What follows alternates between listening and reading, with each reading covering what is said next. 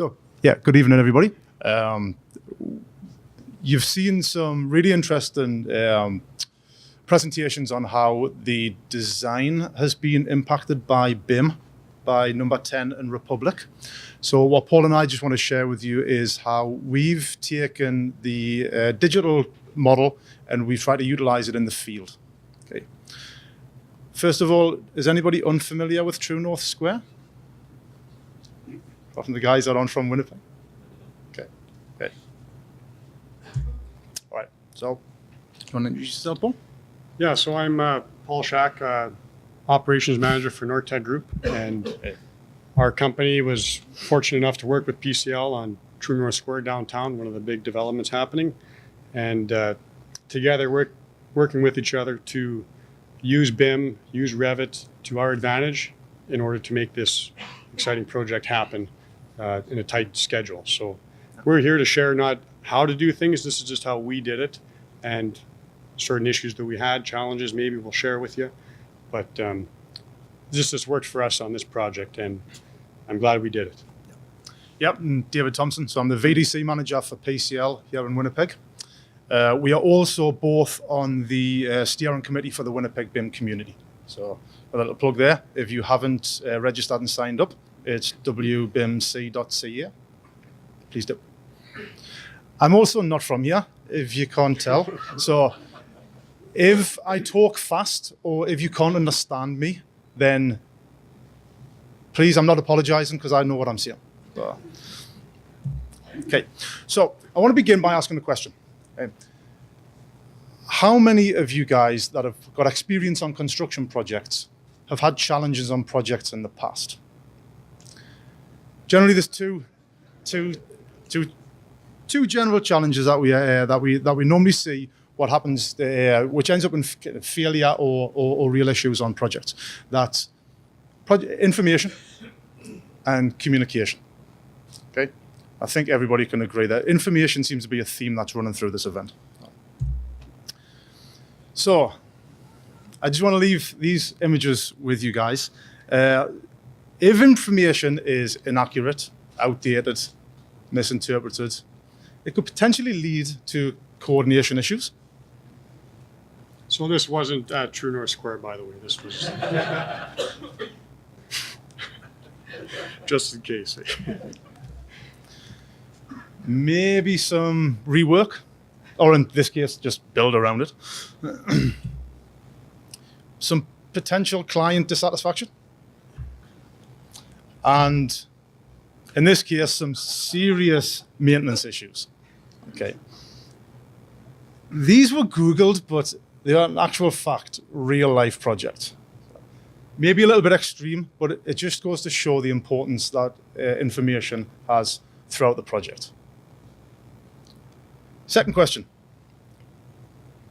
Do you think on your projects that you could communicate a little bit more effectively? And what does ineffective communication potentially lead to?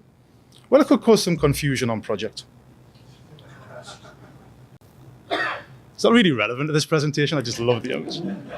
So, okay. So, in terms of digital construction and BIM, VDC, whatever you want to call it, PCL recognized the fact that they needed to use digital construction on projects. Projects are becoming even more complex, more specialists within the project teams. The Canadian Museum for Human Rights was the first major BIM project in Winnipeg. Okay. PCL took the initiative that they couldn't do this in 2D. I think they could admit that this would be a real challenge in 2D. It was difficult enough in 3D for them to understand the complexity. Trying to do this in a 2D workflow would have just been nigh on impossible. So PCL created some Revit models. They extracted the drawings, and they tried to utilize digital construction on the museum. Didn't come without its challenges, I would imagine. I wasn't on the project, so didn't come without its challenges, but the success of the project led to the fact that they needed to use digital construction on projects going forward. Okay. So I'd say this was the first BIM project in Winnipeg, so it was obviously quite a learning curve for all stakeholders involved. So just to give you a context, an idea of the size and the scale for the guys that have never seen True North Square before. We've got 2 towers. We have a plaza with an open area and underground parking. I'm laughing because the ex-project director is in this room. I just see him shaking his head going, oh, everything he says is just going to be wrong. So it was evident that the project was going to be of a large scale. It's tight area logistically downtown. Tower 1 is 17 stories, 365,000 cubic feet of office space, and there was about 25,000 cubic meters of concrete poured. Tower 2, 24 stories, 200,000 square meters of residential space, and 8,000 cubic meters of concrete poured. So just to give you an idea of the size of this. Don't you just love Revit trees for the designers out there? Aren't they awesome? Apologies, we are not designers, so this was more of a practical animation than it was a fancy animation. So we had 2 objectives within PCL. Okay? They didn't want to go over the top. They didn't want to try and bite off more than they could chew. 2 objectives for digital construction. The first one was to improve the information flow through the project. Okay? They needed to collaborate more. We needed more coordinated information, and we needed correct, updated information at the project team's fingertips. Bearing in mind the size and scale of this, we had multiple project teams working sometimes 24 hours over the period of the project. So huge undertaking. Second objective was we are a self-performing builder. That means we pour our own concrete. So something like this, if we need to do any rework, was going to be critical. You know, it's essential that we got this right first time and it was correct. Yep. So 2 ways that we tackled this. At first, we needed to set this project up for success from the beginning. Okay. So PCL have a platform which stores, organizes and shares project information. If anybody's unfamiliar with the term Common Data Environment, it's a globally recognized BIM term. It's a platform to allow all project information to be shared through work in progress right the way through the archive.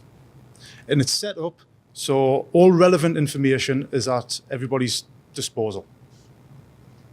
Could you imagine the project documentation that's going through something like this on a daily basis? It needed to be organized and it needed to be available. So we set the Common Data Environment up. The image to the top left, you can see is the interface. So everything was done through one interface. The big iPad-looking buttons were for ease of access. So every discipline had a big button that they could access all of their information with. Okay? So this is the way that we kind of facilitated and structured and flowed all the information through the project. Just sending emails backwards and forwards with attachments just surely wasn't going to cut it on something this scale. We also the CDE, the Common Data Environment, is for models, for drawings, schedules, RFIs, you name it. If it's project documentation, it needs to be held within the CDE, within this Common Data Environment. So PCL also wanted to go paperless as much as they could. So we formed something called an EPR, an electronic plan room. What this done is it syncs all of the latest information on a nightly basis. We can view it on iPads and we can view it on laptops. So we're really trying to take that information out to the field. Nobody wants to get 23 stories up and then realize that they've forgotten to draw them. Yeah.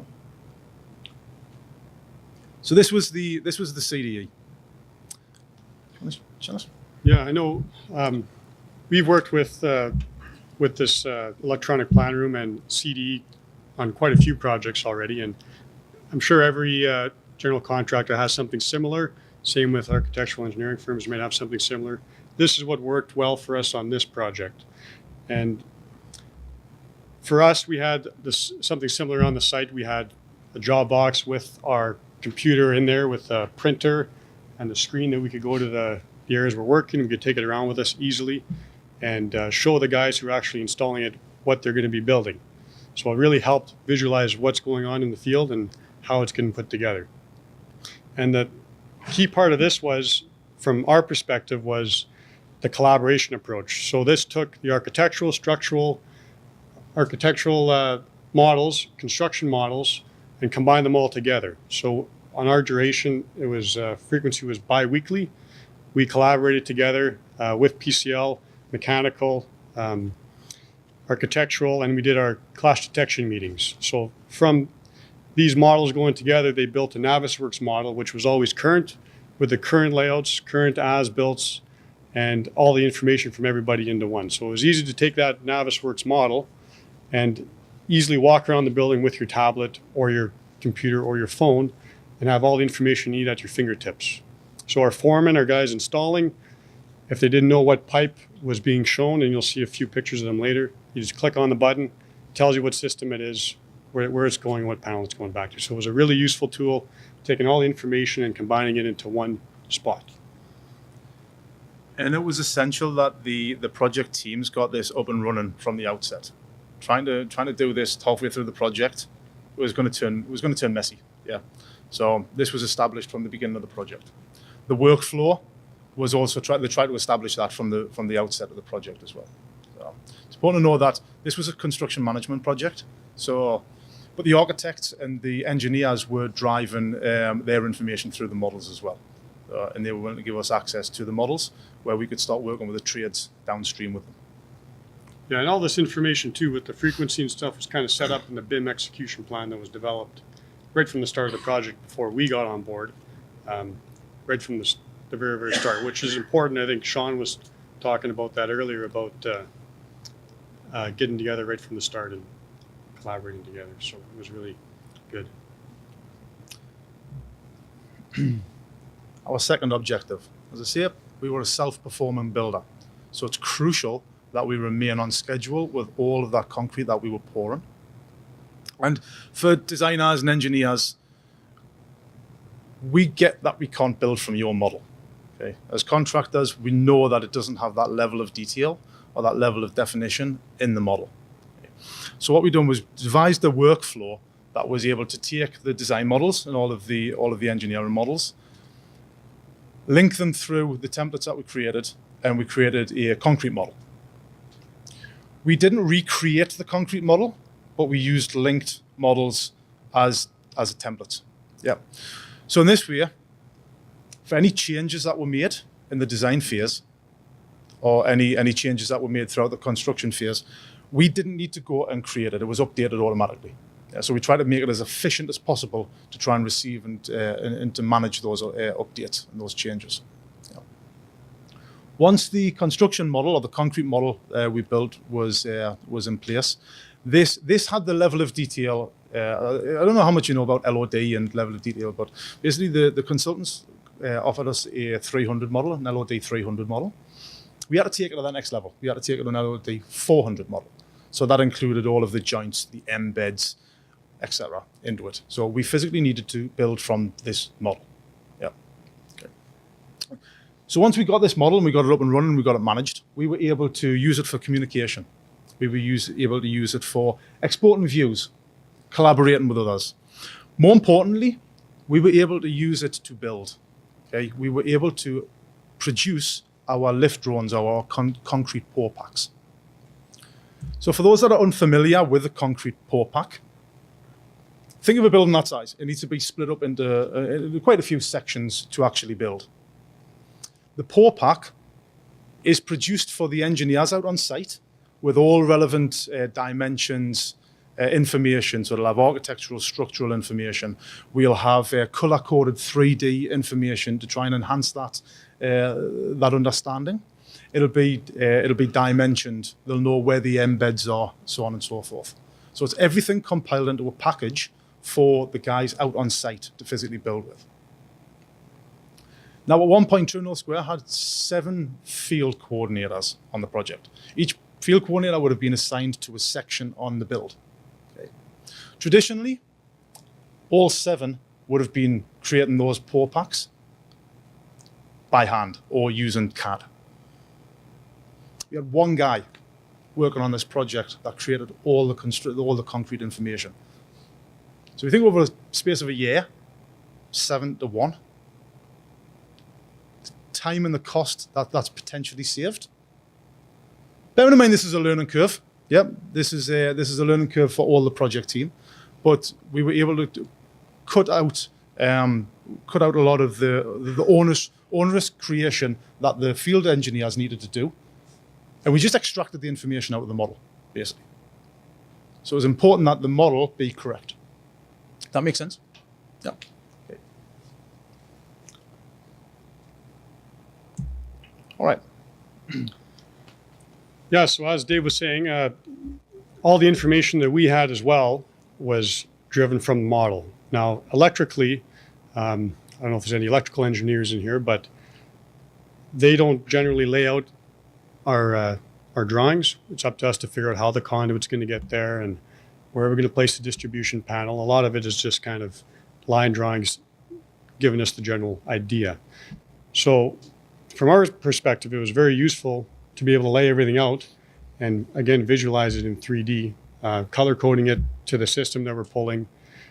From this as well, combined with PCL's pour package, they're now submitted as a shop drawing, you could say, to the architect, to the consultants to review.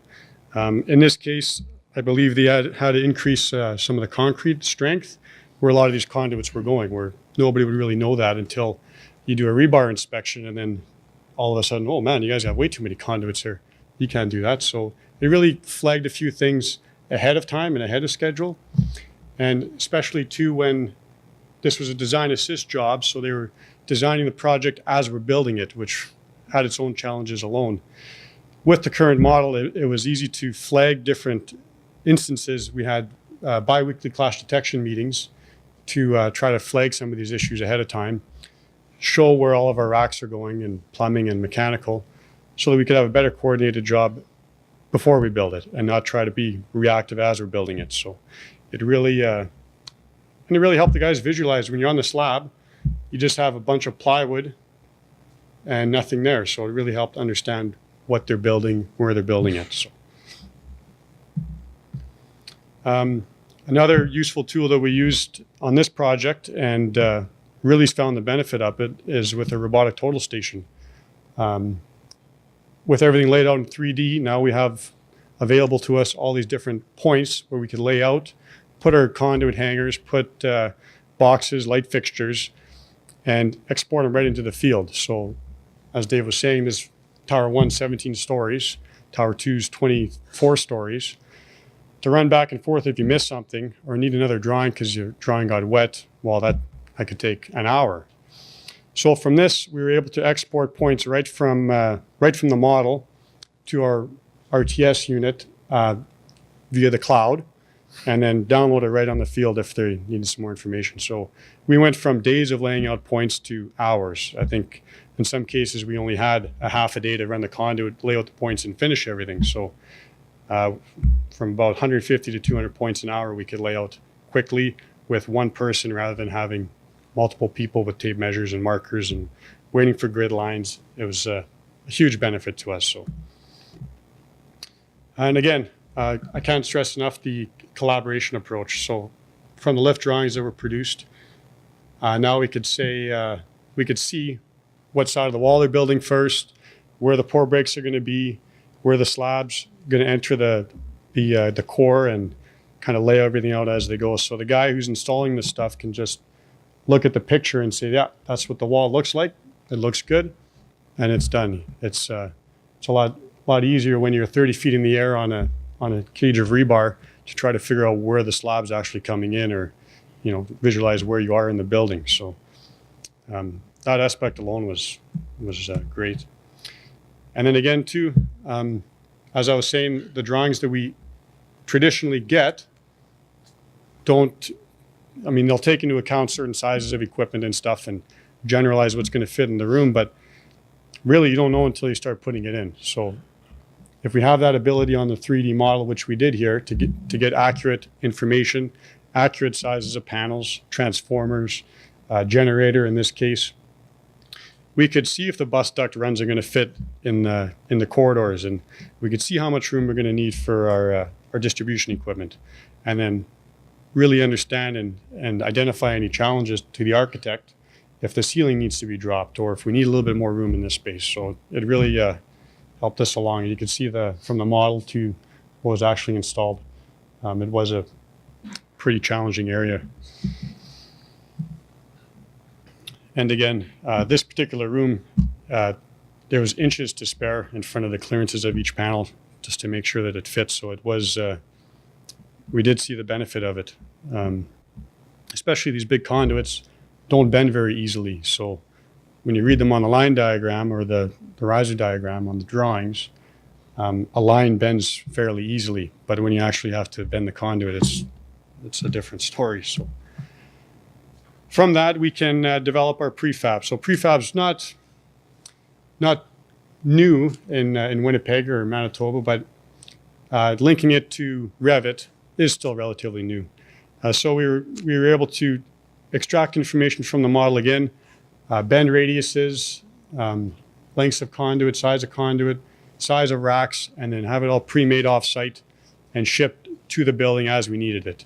The building itself, if you guys ever went downtown, there wasn't any room for storage of any equipment. As you brought it to site, you installed it. So without the benefits of having a BIM model and one that's coordinated properly, we wouldn't have had that. So it really helped, again, the fact that we could build everything off-site, bring it to site, and then assemble it. And then have the information available to the guys to install it. So just lastly, I want to touch on the logistics. I'd said that PCL had two objectives, yeah. But as the project team started getting a little bit more used to working like with 3D visualization rather than just 2D, it started becoming more requested that we start doing more deliverables within the BIM environment. So as you can see on the screen here, it's a tight site. It's a tight site. The roads couldn't remain closed for very long. There was lots of logistics, lots of planning to be done, lots of coordination with the city, so on and so forth. Project team actually found it a little bit easier viewing this in 3D than 2D. So we took the logistics plant, cranes, hoarding, etc., and we dropped it into the model. That way we could get a better appreciation of crane reaches and crane heights and what areas they would be covering, so on and so forth. What we could also do is we could potentially work with clients and external partners by setting up views. So a view from any prospective area where a pedestrian might be walking past, or where a client or an external stakeholder might be sitting in their office. We could potentially improve the communication between the neighbouring parties who did have to put up with this for about 4 years. So just trying to enhance that communication, but also really try to improve the planning of logistics. But some guys are 2D. We're still working with guys who are generations into construction. So very efficiently and quickly were we able to take the model and extract the 2D, color it up, and we can just deal with the guys out on site. So that is pretty much it for our presentation. Like I say, this unfortunately isn't as fancy as the architects' presentations and that, and we didn't try to go over the top. Okay, they had some real concerned areas of risk on the project, and we tried to mitigate those the best we can using digital construction. From what I've heard, it's been a success up to now. And yeah, thanks for your time. If there's any questions now, feel free to ask. If not, we can raise them a little bit later on.